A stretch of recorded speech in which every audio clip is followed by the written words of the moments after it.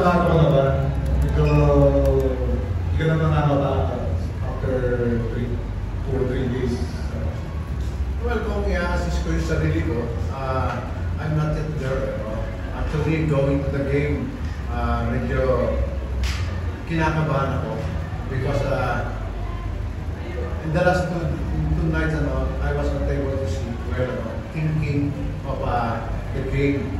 Because if you know na I just over the team a couple of days ago, and I have only one practice to prepare after a game against Terra Firma. So kindly hard din for a coach. Because it's hard to coach if you don't know all the things na you want your players to do.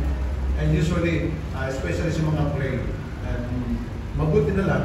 So yung bread and butter namin of plays, so it's still there, nami-memory pa, medyo mataas ang kanilang mga memory card.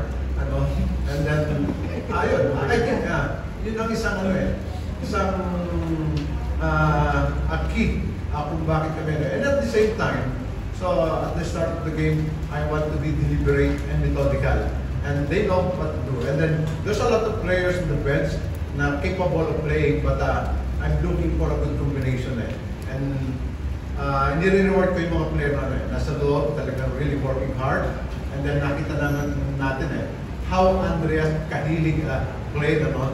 He's not in the starter of the bench. Last pa nga siya yata nung pinasok ko.